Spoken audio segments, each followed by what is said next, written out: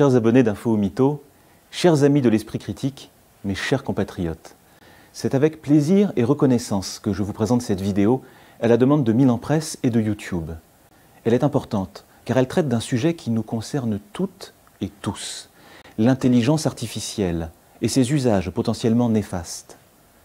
En effet, à l'heure où nous parlons, il est devenu facile pour des individus mal intentionnés d'usurper des identités, de propager de fausses nouvelles, de manipuler l'opinion publique. Ah, ça bug! Oh non!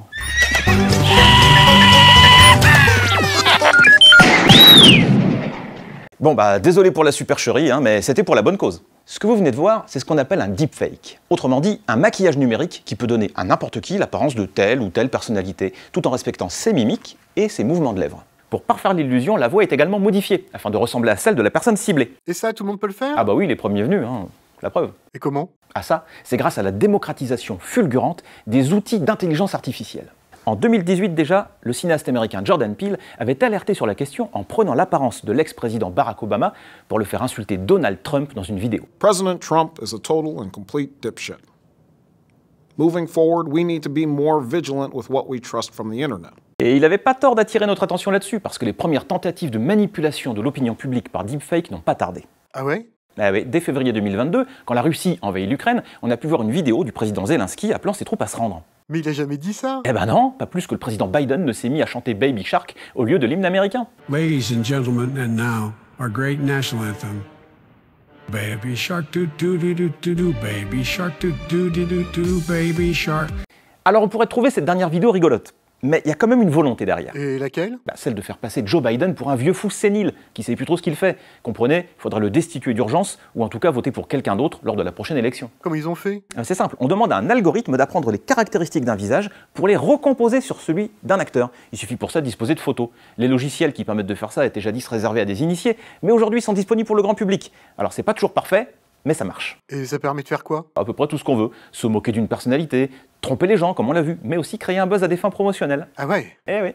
En mars 2023, était postée sur Facebook et Insta une publicité pour une app permettant de changer des visages sur une vidéo, en l'illustrant avec des deepfakes d'actrices célèbres sur des vidéos X. Ah, la gênance! Eh oui, d'ailleurs, un rapport de 2019 indique que 96% du deepfake en ligne, c'est du porno.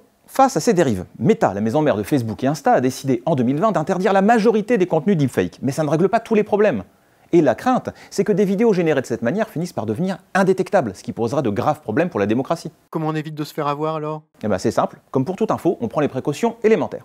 D'abord, vérifier la source. Qui publie cette vidéo? Est-elle partagée par des individus anonymes ou bien par des médias reconnus? Ensuite, cette info est-elle reprise ailleurs? Si tu entends Emmanuel Macron t'annoncer que les extraterrestres ont débarqué, il y a de fortes chances que cette info soit reprise à la télé, à la radio, dans les journaux, sur les sites d'infos. Et si c'est pas le cas? C'est que c'est probablement pas le vrai Macron qui s'exprimait. Et enfin, se méfier de son propre biais de confirmation. Ce n'est pas parce que je vois quelque chose qui semble confirmer mon opinion que cette chose est forcément réelle. Et dire « ça pourrait être vrai », c'est pas un argument. Bref, si je résume, les logiciels utilisant l'IA pour produire des deepfakes sont aujourd'hui faciles d'accès et d'utilisation. Avec eux, on peut donner à n'importe qui l'apparence d'une célébrité et même imiter sa voix. Ces outils peuvent être utilisés pour se moquer, pour créer du buzz, mais aussi pour produire du contenu trompeur et donc manipuler l'opinion publique. La meilleure manière de se protéger reste de vérifier la source des vidéos qu'on regarde et de recouper les infos qu'elles donnent avec des médias de confiance, surtout s'il s'agit de quelque chose de surprenant ou de spectaculaire qu'on pourrait avoir envie de partager. Voilà, c'est la fin de cette vidéo. Merci de votre attention. N'hésitez pas à nous lâcher un petit pouce et à vous abonner. Et on se retrouve très bientôt pour un nouveau numéro de...